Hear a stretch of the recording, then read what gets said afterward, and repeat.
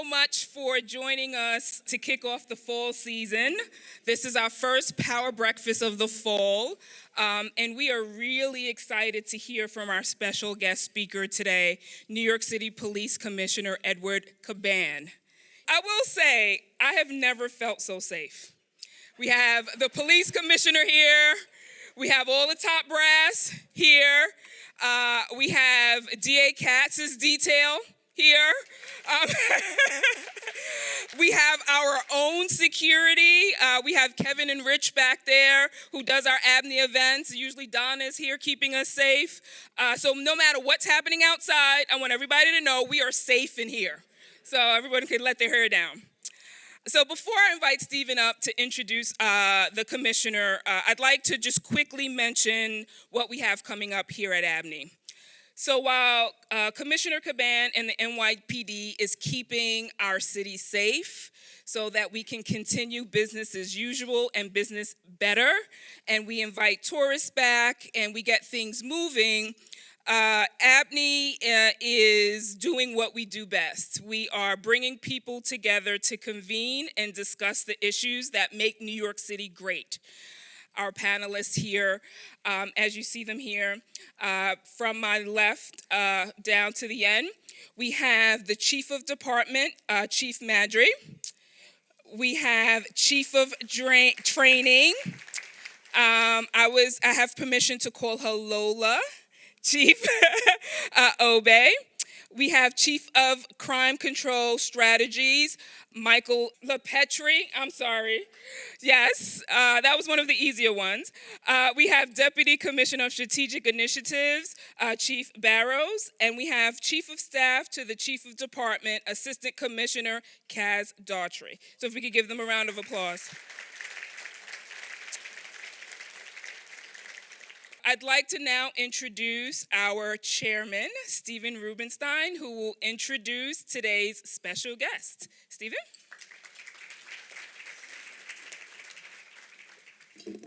Thank you, Melva. Good morning, everybody. Let me start by saying Happy New Year. Shana Tova. It is, and it's great to be downtown. I was last week, we saw the opening of the Perlman Arts Center. If you think of what this area was 22 years ago, and you think, first of all, we're downtown because traffic in Midtown is rough, and we figured you guys would hate on us a little bit if we were at the Hilton. We believe in spreading it around, but that said, it is amazing to come downtown and see what's going on. So I want to say thank you all for being here for that. Melvin mentioned this is our first ABNY Power Breakfast of the season, and we're starting off strong. Today we're going to talk about one of the most basic covenants we make with government, and that is public safety. Obviously, time of year, you know us Jews like a covenant. But at ABNY, we know this cannot be a great place to live, work, and raise a family if people are not safe and if they don't feel safe. That was true 50 years ago when ABNY was founded. That's true today. Mayor Adams named Edward Caban the new police commissioner in July. That was the dead of summer. For a lot of us, summer means taking a break, maybe work a little less, maybe take some time off, get out of the city. That is not true for the NYPD. Summer is the toughest time of the year. It is when crime normally peaks, shootings and homicides in particular. But that was not true this year. Under the leadership of Commissioner Caban and his predecessor, Commissioner Sewell, and this incredible team here on our stage, 2023 was the year crime dropped in the summer. Transit crime is down. Homicides are down. Shootings are down. Overall index crime is down. And that is a huge accomplishment.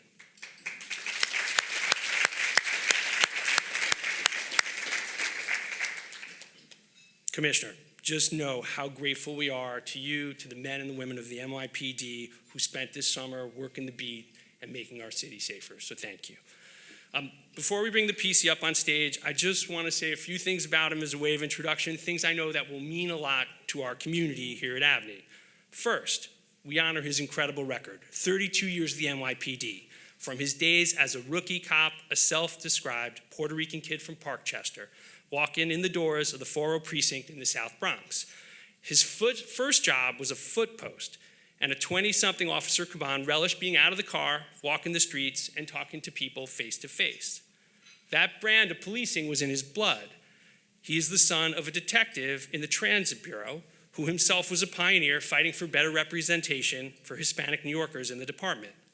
Before joining the force, his dad had given him a tip: your words are your greatest tool. Eddie made this his mantra, building relationships one person at a time in every single community he worked in. So you can imagine how it felt for him to feel on the stand on the steps of City Hall with the mayor, with his dad retired on one side and his mom, who he called the general of his family, on the other, to be sworn in as the first Hispanic commissioner of the NYPD. Now, while that was his moment, it was also a moment for thousands of men and women serving in the department and for millions of New Yorkers who look at Commissioner Caban's appointment as not just, one, they see it as his success, but it's also their success. And that is a huge deal to us in a town that respects diversity and loves how different we all are, but yet manage to come together, to work together and help each other. Now, you might think the police commissioner that this is his dream job, but he says that's not actually true. The best job he ever had was being assigned to Yankee Stadium as a young lieutenant. For a Bronx kid, he got paid to watch Derek Jeter and Mariano Rivera win the championship, and for him, that was as good as it gets. By the way, you do not have to be from the Bronx for that to be about as good a job as you can get. Commissioner, please know we're going to do everything we can to be helpful to you. We too see your success as our success.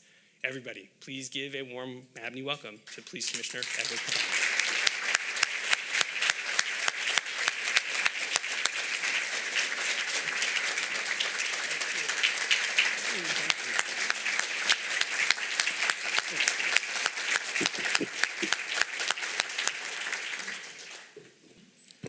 Good morning, everyone. It's an honor to be here with each and every one of you. I want to begin by thanking Steve for that warm introduction. I also want to acknowledge his team, the folks here at ABNY, Rubenstein, for bringing us all together. In fact, bringing people together is the essence of ABNY.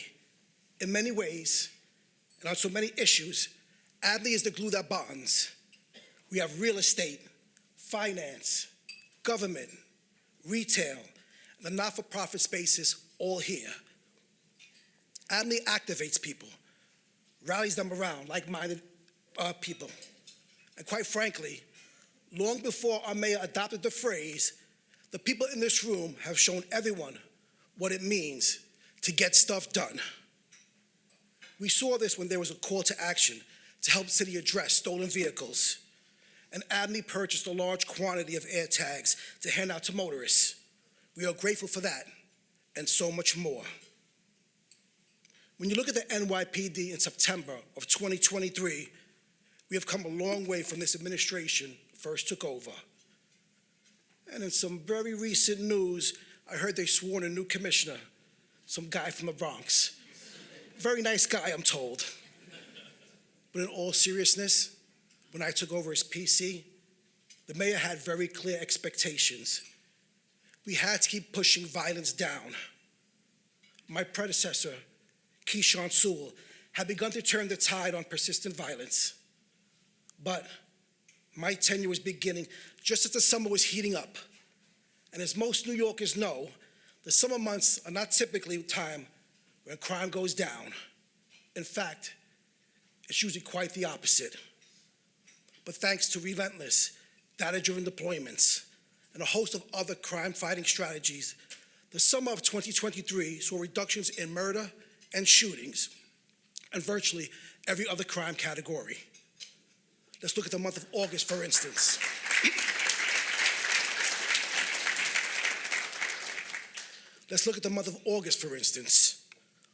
Overall, crime fell. Notably, both the number of shooting incidents and the number of people struck by gunfire were driven below pre-pandemic levels of 2019. In fact, there were fewer people shot in August of this year than any year on record, with the single exception of 2018, which is the benchmark for the modern era. This is progress. This is momentum. But let's be very clear, there is still so much that needs to be done. Since taking over the top job, these last 2 months have been a whirlwind. In one sense, I have 32 years with the New York City Police Department. I've experienced many things. Spent a decade working in the Bronx, a decade in Manhattan, and a decade working hand in hand with the amazing communities of Northern Brooklyn. And then, in the other sense, no matter how much experience you have, there's nothing quite like being the PC. From day one, myself and my team have been going nonstop, taking a fresh look at the agency from top to bottom, exploring the various bureaus and units, identifying areas that could use some improvement, and also seeking out talent to fill some vacancies. All the while, keeping our foot firmly on the gas when it comes to driving down violence. As it always does, the summer culminated with the Labor Day festivities in Brooklyn. Historically, that weekend has sometimes presented challenges in terms of violence and disorder. Last year, the beautiful celebration of the Caribbean culture was not disrupted or marred by violence. The NYPD played a central role in that success. Therefore, expectations were high this year for a repeat. And so, as the last float exited the parade route Monday afternoon, the NYPD took stock of the weekend. When all was said and done, we exceeded last year's accomplishments. 0 acts of violence during the Juve celebration, and lower overall crime across the entire weekend. And we managed to do that while also protecting the US Open, the Electric Zoo, the anniversary of 9/11, and several other local parades and events. This type of success does not happen by chance. Your NYPD cops were hard at work in Brooklyn that weekend when they removed 70 illegal guns from our city streets, bringing the total number of illegal guns removed this year into New York City by nearly 5,000 guns.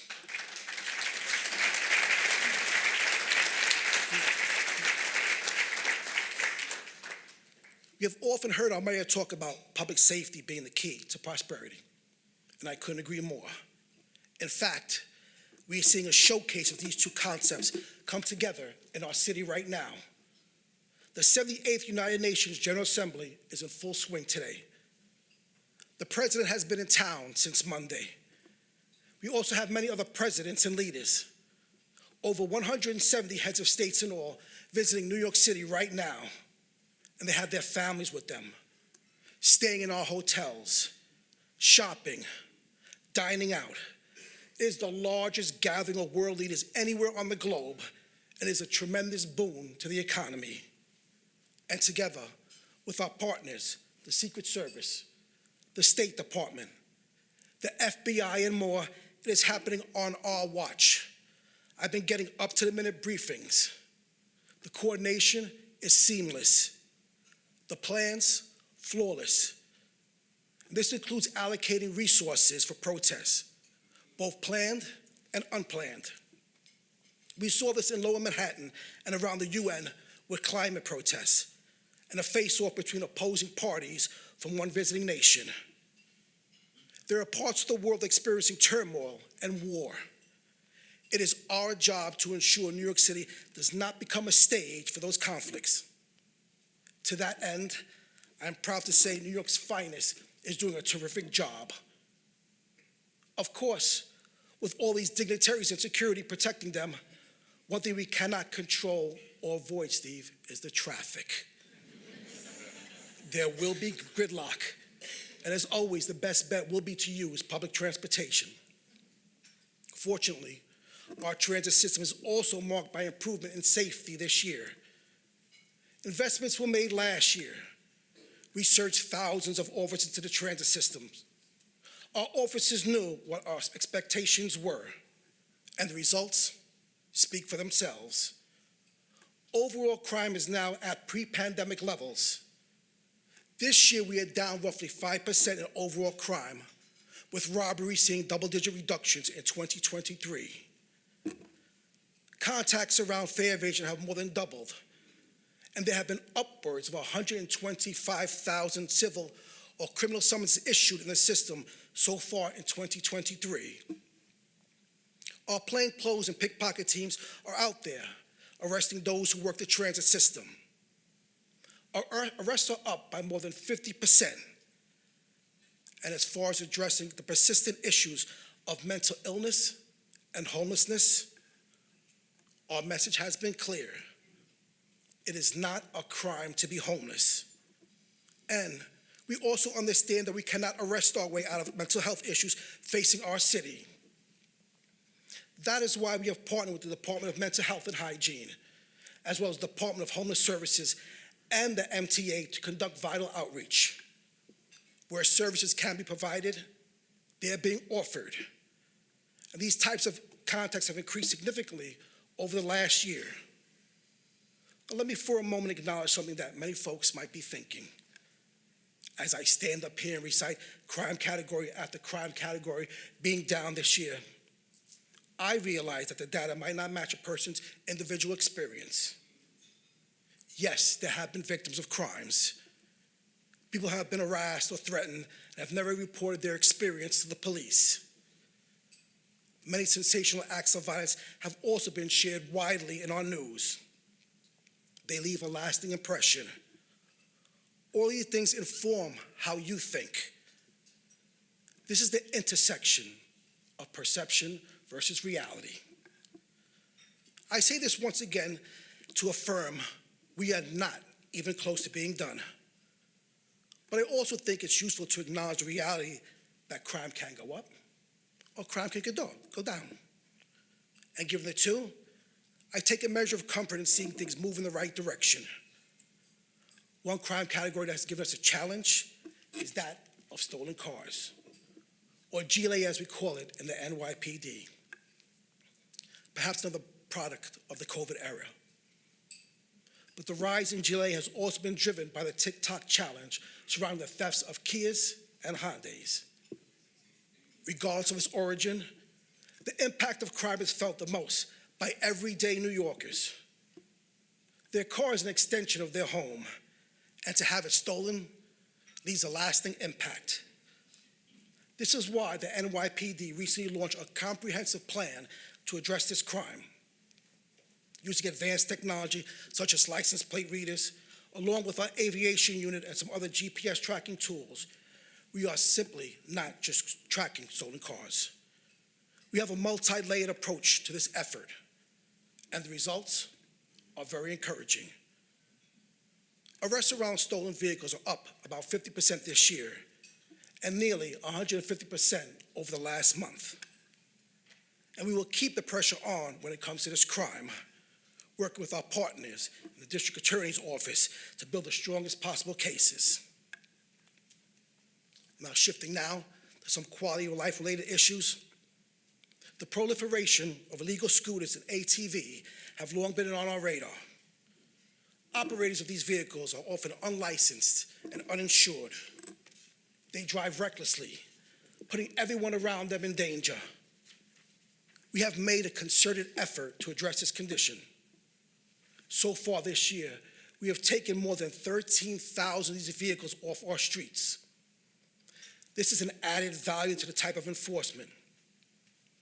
All too often, we see overlap between those who ride around on stolen scooters or in stolen cars with those willing to carry a gun and possibly pull the trigger. And perhaps one of the most troubling realities about these crimes is that our kids are involved more than ever.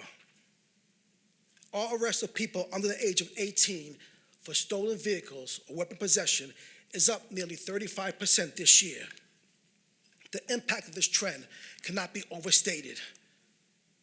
And while the NYPD is doing everything it can to reach our kids before the cuffs ever go on, the need for positive engagement with and comprehensive programs for our youth must remain a top priority for all. Another issue we are all facing is the migrant crisis.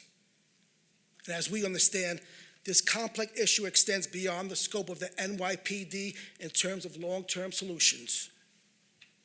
What I can tell you, however, is the NYPD will always uphold its duty to protect New Yorkers and enforce the law. So whether you arrived in this city 3 hours ago, or you are a third-generation immigrant from Italy, the laws are the same for everyone. And to that end, I can tell you that NYPD is responding to locations where migrants are living and congregating and enforcing the laws as needed. Arrests in and around migrant shelters are up significantly, and we will continue to hold people accountable when they break the law, just as we do in every community around the 5 boroughs. Now, any success that NYPD experiences is always shared. And of course, the failures belong to me. But I am not surprised to see things moving in the right direction, to see momentum in our favor. I am blessed to have a strong team, some of whom join me here today and who look forward to answering some questions. This team is a snapshot of our department, talented, diverse, from near and far. When I was sworn in, I commented that when I was a rookie cop, I recall looking up at the wall, executive photos, and not seeing anyone who looked like me. Today, our young officers are more diverse than ever. And when they look up at the wall of photos in their command, I hope they see someone they can relate to. I hope they see my photo or my chief of department's photo and ask themselves the question, what if? Because to that question, I say yes. Yes, a working class kid from the Bronx can go from being a beat cop to the top cop.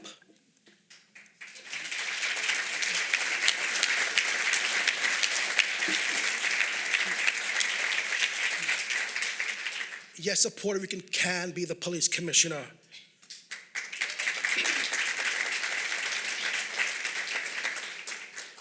I hope they look up at the wall in the police academy and see Lola Obey's photo, our chief of training, and understand that a Nigerian immigrant can become an attorney, rise in the ranks, and go on to run the largest law enforcement training operation in America.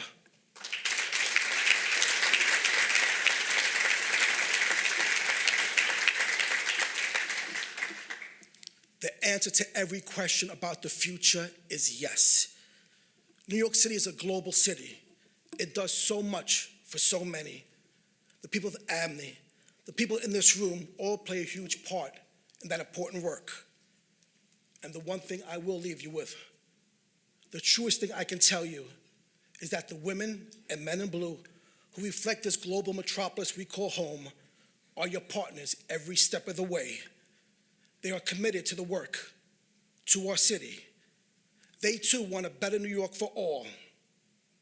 Thank you very much for having me and for listening to me this morning. I wish everyone a safe and sweet New Year's.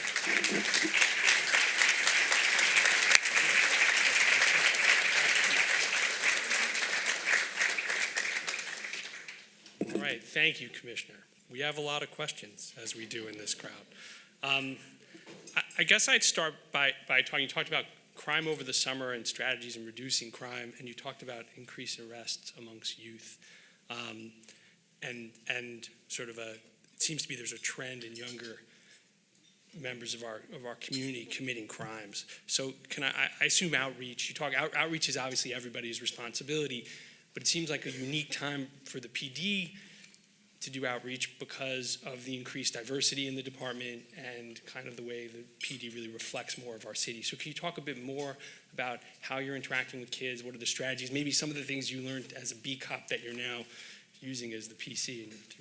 You know, Steve, in your dialogue, you talked about my father, and I was blessed to grow up in a police household, and you talked about some of the things that he taught me as a transit officer in those subway cars, the importance of speaking to people, how he learned that this was so important in his career, and that's exactly what he told me when I became a police officer. Your mouth will be the best thing that you could ever have, not just on your tool belt.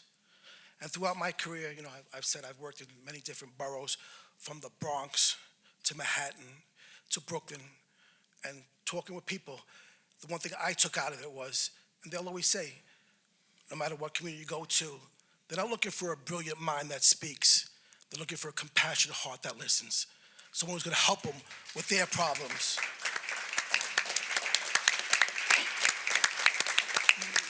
Understand their concerns and are willing to help them.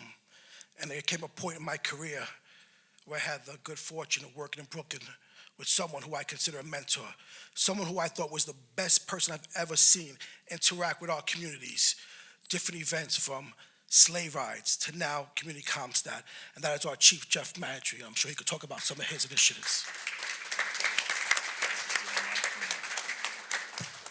Good morning, everyone. Listen, my boss, he said it best, just really having our cops going out there and listening to people, young people, adults, everyone, and just understanding what they need, and then we have to figure out how to deliver that. And we can't always deliver, but this is when we need our partners here in this room and throughout the communities to help us deliver. But when you talk about some real, when we talk about real programs, things that we're doing, strategies, especially involving the youth, earlier this year, we increased our youth coordination officers in the commands. Most commands had 2 youth coordination officers specifically tasked with working with young people on a day-to-day basis. We pushed that up in every command from 2, some cases 6, some cases 8, depending on how big the command is, with a supervisor. And again, their job is to really go out there, engage our youth. And the message I gave to our youth coordination officers is, don't go to the children who come to the precinct or go to the programs. Go to the young people who we're losing or on the verge of losing. Those are the ones we really have to go after. And the youth officers have that mandate. We also increased our school safety deployment. We didn't have a dedicated team to go from school to school and work with the schools when they're having problems. We put a unit with 50 officers dedicated to go to different schools as we see the need. So they're able to go all around the city when we see different issues in schools. When you talk about programs, the NYPD engages in so many programs, and a lot of people don't know about our programs. So we try to advertise them and put them out there, and we have to work on that. I think we could do a better job at that.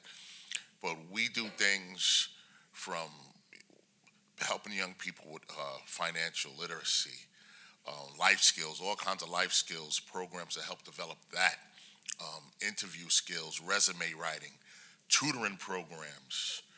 Over the summer, and I didn't even know this, but over the summer, 2 things. We have a haunted house out in Fort Totten that we run all year round. So for the summer, we were bringing all the summer camps out there as something for them to do during the course of the summer. But then as I was out there, one of my youth coordination officers comes up to me and says, "Chief, I want you to meet my group. This is my ESLA group." It was a group of young people, asylum seekers, young people who couldn't speak English, a whole camp full that an officer in Bushwick and his team created on their own, not being prompted by the department. And I was so amazed I had an opportunity to just, mess with them and take pictures with them.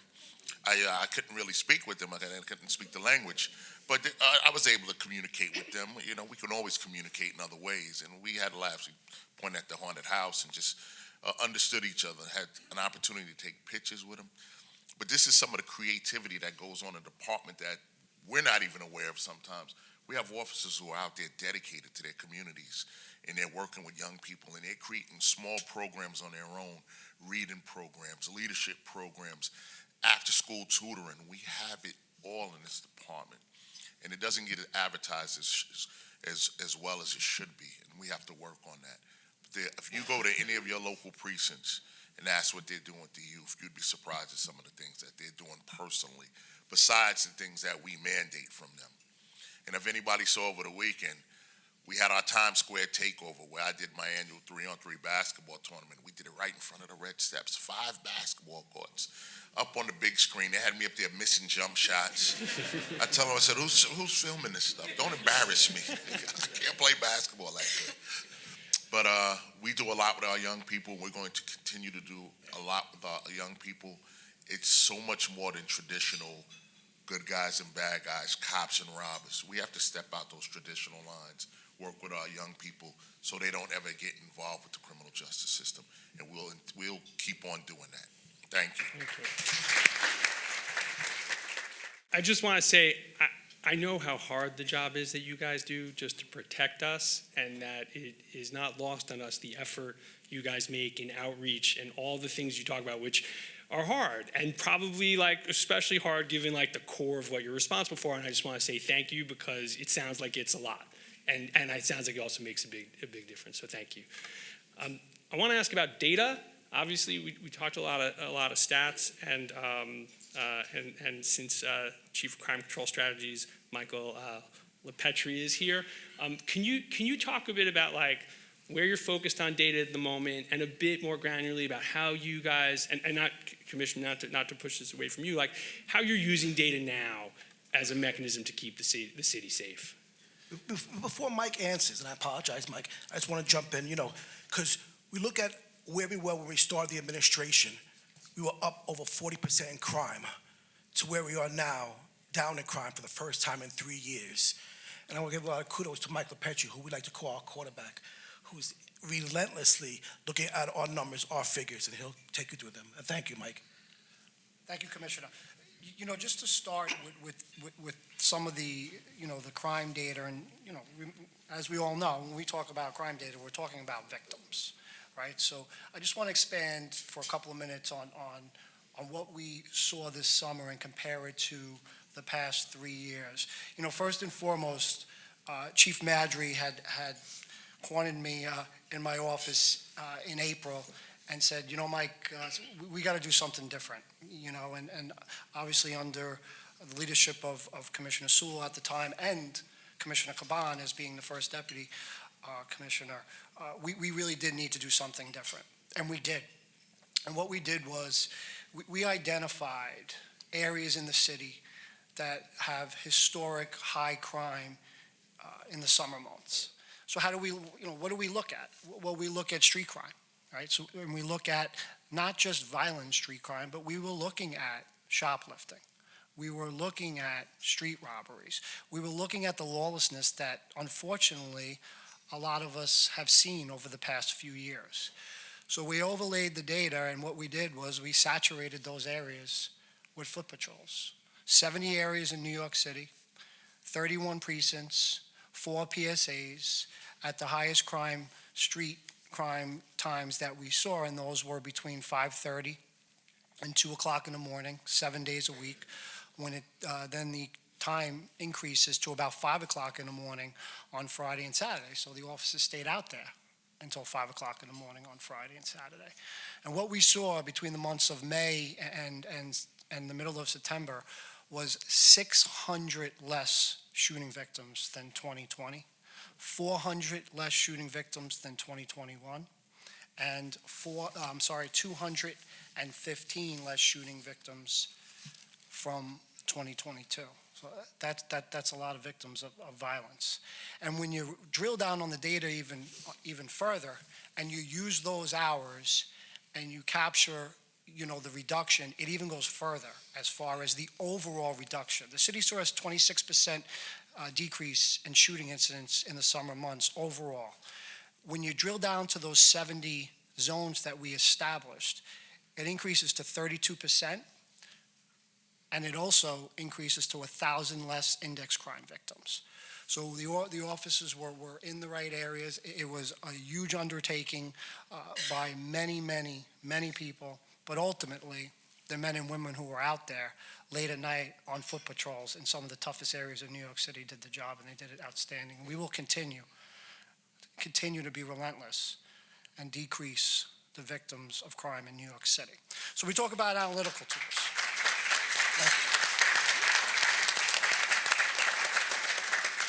So this is where the really smart people in my office do the work. I tell them what I want, and they spit it out. So I think it is interesting.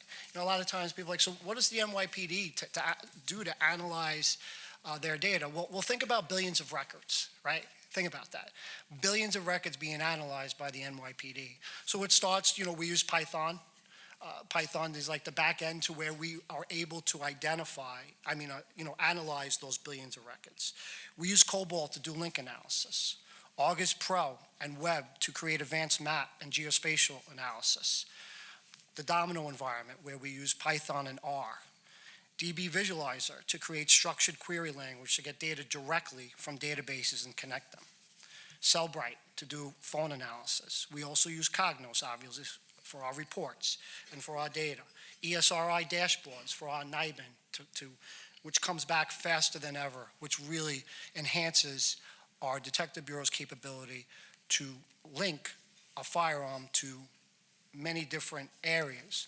And we know in those areas, using data, what gangs of crew members live in those areas, what gangs or crew members have been arrested in those areas, what gangs or crews frequent those housing developments or those specific blocks.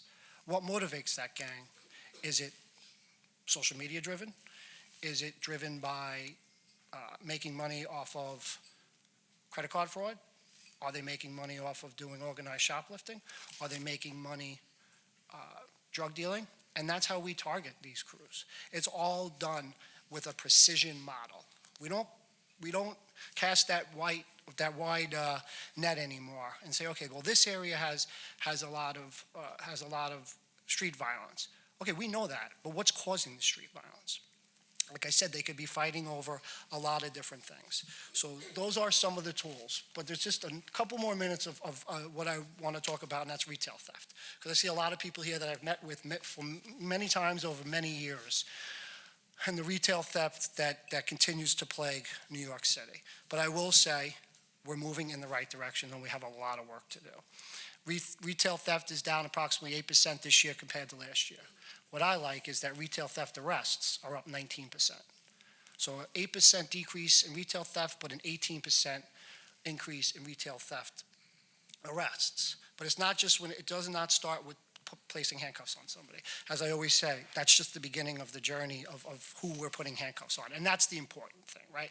We're not talking about people that have been arrested once or twice committing low-level retail theft.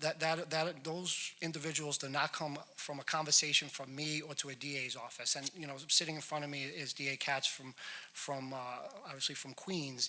And I will touch on some of the initiatives that we've done. Look, it's a partnership. It's a partnership between the retail businesses, the NYPD, the community, and also obviously the prosecutors. And I will say this: I've been doing this for a long time. The partnership between the DA's offices and the NYPD has never been better.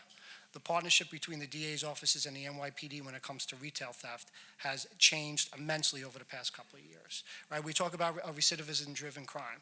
We identified 425 people this year that have been arrested over 5,000 times for retail theft. 425 people. So we have 18,000 retail theft arrests. Those 425 have been arrested 5,000 times. When I really started drilling down, years ago with the retail theft,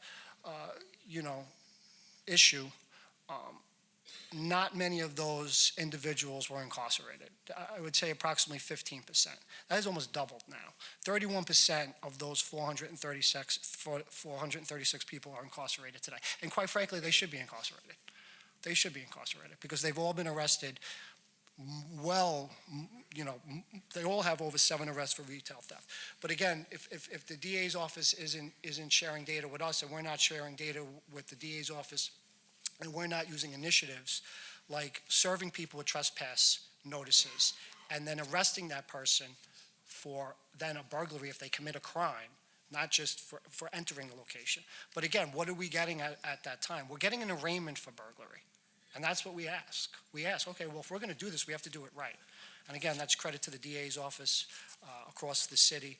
And again, thank you, DA Katz, for the partnership with retail theft. And thank you, everyone, and great being here. Thank you.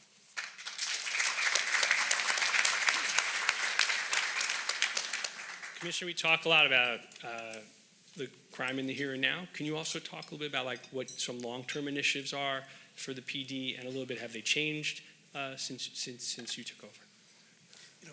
A lot of our focus now is on technology and how we use technology. And technology plays a lot of big part in all of our initiatives. And I have Assistant Commissioner Daughtry here, who kind of spearheads a lot of our initiatives, and he can talk about the technology we use. Thank you, Commissioner. Good morning, everyone. Technology has been a key role in both our Honorable Mayor Adams and Police Commissioner Caban. Ever since the pandemic, there has been a real uptick in stolen cars, GLAs as we like to refer to them as. The use of paper plates, temporary plates, are also associated with these stolen cars, commonly referred to sometimes as ghost vehicles. Additionally, these stolen cars are often connected to more violent crimes that we're starting to see. Shootings, robberies, burglaries. So the NYPD needed to act. When you try to address stolen vehicles, the logistics can be a little bit of a challenge, especially in such a dense environment like New York City. So we incorporated, as the Commissioner just says, some of our existing technology to help us apprehend these offenders. The first piece of existing technology I want to talk about is our license plate readers. They are always scanning for stolen plates. Once we lock into a stolen plate, we can follow the vehicle without actually in close vehicle pursuit. As Chief Maddrey refers to sometimes, he doesn't want to see 10 police cars behind one stolen vehicle. This is not the Dukes of Hazzard in New York City. The information surrounding these license plates can easily be accessible through our domain awareness system. And this system can be pulled up remotely in the field by any officer using their department smartphone. We utilize also our aviation unit. It can zero in on a stolen car as it's being followed or tracked. Our units can fall back. The aviation assets, our air support, can continue to actively follow this vehicle throughout New York City. There's even an option for our top executive team here to watch this vehicle pursuit or us following this vehicle through our smartphone again with a live feed where any one of the individuals on this dais can terminate the pursuit if they feel that New Yorkers are at risk. We also have a remote GPS device that we just purchased through the department. It's called Star Chase. This allows us to deploy a projectile at the stolen vehicle. The projectile sticks to the vehicle, and it allows the ability for us to track the stolen vehicle in real time through our Joint Operations Center and also on the officer's smartphone. Let me give you an example. An officer runs a license plate, comes back stolen. The officer can shoot this projectile, this GPS device tracker at the back of the vehicle, whether it be from a handheld device or a device that's mounted on our police car. And we can track this vehicle through real time through our Joint Operations Center and also on the officer's smartphone. Many of these tools are designed to lower the risks associated with apprehending persons who may try to evade authorities in stolen vehicles.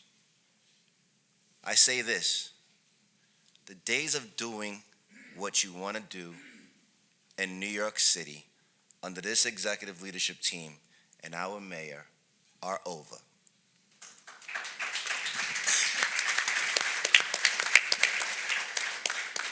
Of course, we always have to strike the balance between public safety and the risk of anybody in the public getting hurt while apprehending these individuals, these bad actors who commit bad behavior and put the public in danger. Let's talk about drones. Drone technology is not something new that the department's been using. We currently have drones and we're utilizing them more. And we use them in a different variety of applications in the city. With regards to stolen vehicles and license plates, drones are useful for keeping an eye on public areas known as car meetups. A lot of the car meetups that we see in New York City they bring stolen cars to. Where many riders of these stolen vehicles converge, including illegal dirt bikes, illegal scooters, and illegal ATVs. These vehicles often take off together in mass meetups, also known as ride-outs. We can also keep a watchful eye, travel patterns, without being up close for them to follow our movement. This allows the NYPD to be thoughtful about how we approach and apprehend drivers also of illegal vehicles. Technology continues to be an important part of our Commissioner Caban, Mayor Adams' strategic initiative, and incorporating new technology when it becomes available to New York City. When it becomes available, we will try it, we will use it to help continue to keep crime down in New York City. Thank you. I also have my Deputy Commissioner of Strategic Initiatives here. We'll go over one or two initiatives that we're looking at. Good morning, everyone. Thank you. So, when you look at the NYPD as an organization, we really have a tremendous legacy when it comes to innovation, and that's really always at the forefront of this agency. When you think about its history, the creation of the Night Watch since its inception, you think about the NYPD being the first police department to have a bomb squad, to have an aviation unit, the first department to use fingerprinting techniques and mugshots. And you go through the decades to the innovation that CompStat was and what a game changer that was for policing in New York City and really globally, to the creation of our body-worn camera program, which there is not a program that can match its size and its scope, and to all of the data that we publicly disclose, from enforcement data to operations data to training info, and then just finding new ways to directly connect with the people that we serve. It's a tremendous legacy. All of us on this executive staff are really stewards of that history.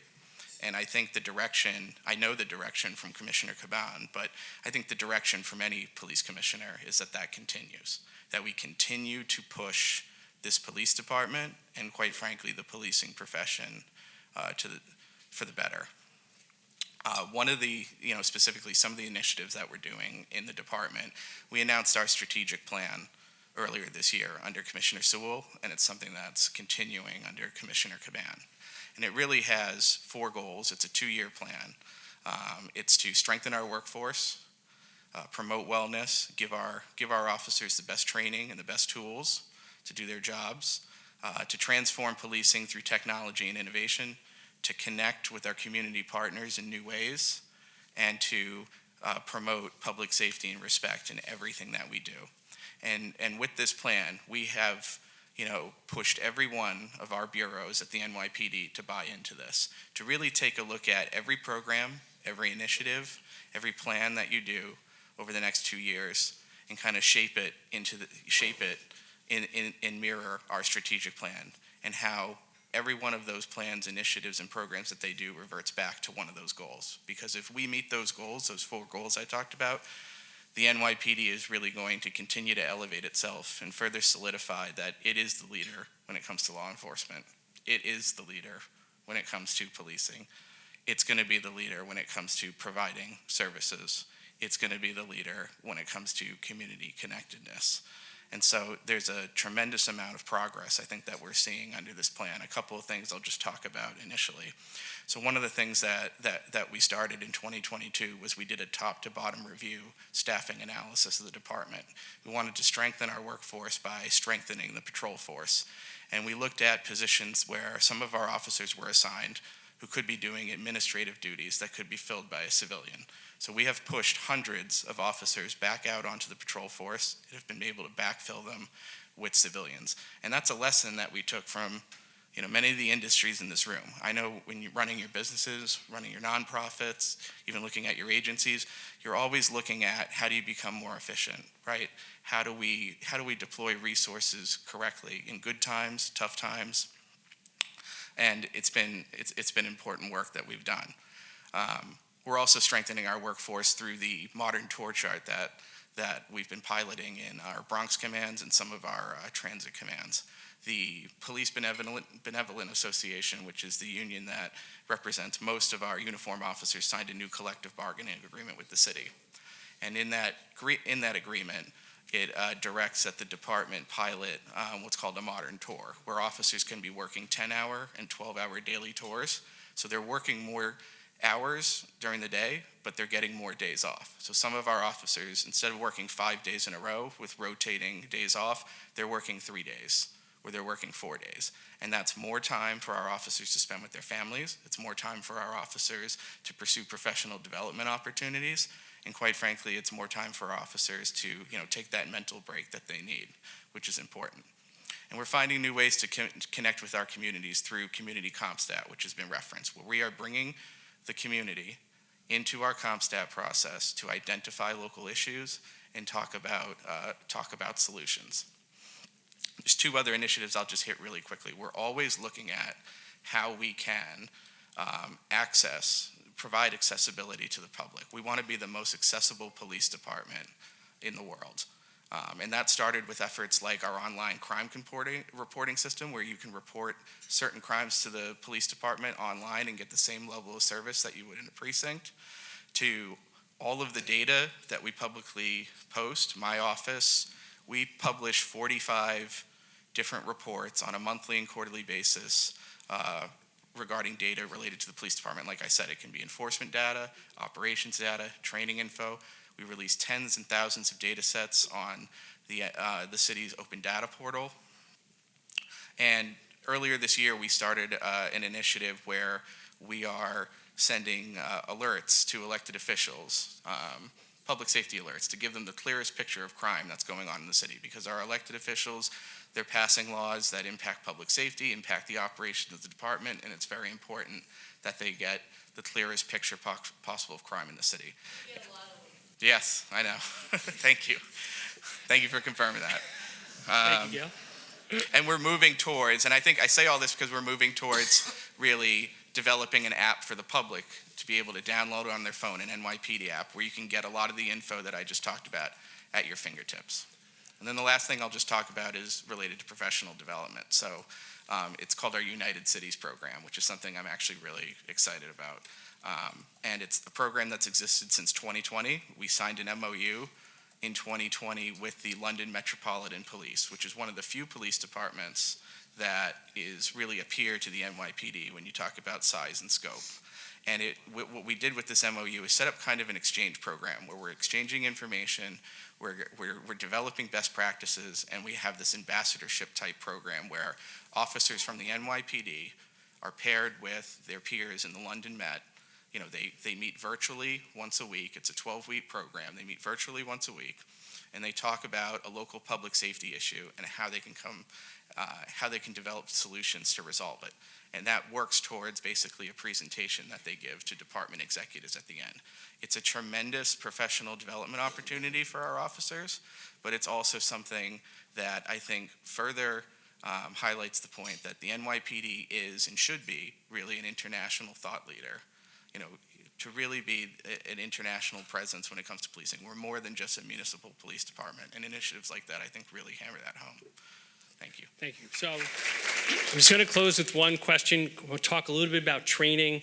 I know you guys do a lot, especially kind of on cultural competency, and I know it is a massive force to train well. So Commissioner and Chief Obe, can you talk a bit about how you do this? And then also, if we can be helpful, because we all train or have been trained for different skills in our own companies and our not-for-profits and the labor here. And so if we can be helpful and have suggestions, we'd welcome that as well. Thank you so much. Morning, everyone. So on the training we can always certainly tap into you to help with recruitment. One of the things that we do well with our recruitment, you look at 5 years, the last 5 years, that's January 2018 hires to January 2023 hires. We've kind of focused also on really just female recruits. So 23% of our current class right now are female. So that translates to 1 in 4 new hires is a female, right? So this satisfies our 30 by 30 pledge, where where women will make up about 30% of the NYPD by 2030. So that's a good sign. Overall, women account for about 21% of the NYPD. Chief Maddrey touched on one of youth programs. This is a program that's actually targeted at college students. It's called the Police Cadet Corps. Just on a personal note, I was a cadet myself, and that's how I got into the NYPD. So it's somewhat of a pipeline into the NYPD from college. The NYPD essentially pays for tuition, and upon graduation, the cadets transition into becoming police officers. The cadets currently account for 10 to 12% of our entry class, so that's a big percentage of our entry our recruit classes. When you think on average, we hire about 525 recruits every quarter. Every January, April, I hope I get my months right, October, and then, so 3 or 4 times a year we have recruit classes, and we have 10 to 12 of our entry classes are actually cadets. So that's a big portion of the recruits that we get in. We also tap into community policing strategies, and a focus on youth programs. I know Chief Maddrey touched on that, community engagement, mentorship programs, and also just promotion of diverse leadership. Like Commissioner Caban mentioned, by looking at that wall and looking at, hoping to see people that actually look like him, through promotion of diverse leadership, we hope that our diverse ranks can actually serve as a model for future officers and instill confidence in the community. Just in terms of, I think one of the questions we actually received was about the curriculum itself, just concerns about public safety. We focus on comprehensive training programs that, for example, scenario-based training, where these officers actually simulate real-life situations that they might encounter on the job. We also have CIT training, that's the crisis intervention training, and the officers are trained to handle situations where individuals are experiencing issues with mental health issues, and also emphasizing safety and de-escalation during the situations. We also focus on cultural sensitivity and diversity training in a city like ours, where this helps the officers interact respectfully with a diverse community and address bias-related concerns. We also train on critical incidents response, where the officers are actually handling critical incidents such as terrorist threats or large-scale incidents to protect public safety effectively. And last but not least, conflict resolution and de-escalation. And this helps to resolve conflicts and minimize the use of force when necessary. So, thank you. Thank you. Commissioner, thank you. Final parting word? I just want to thank everyone who took the time out to come here. We'd like to say that public safety is a shared responsibility, that we do nothing alone. So thank you for everyone helping the New York City Police Department achieve their goals. And I know a lot of them are not here, but I want to thank our New York City police officers who are out there day in and day out to help keep our city safe. Thank you and God bless. Amen. Thank you. Thank you.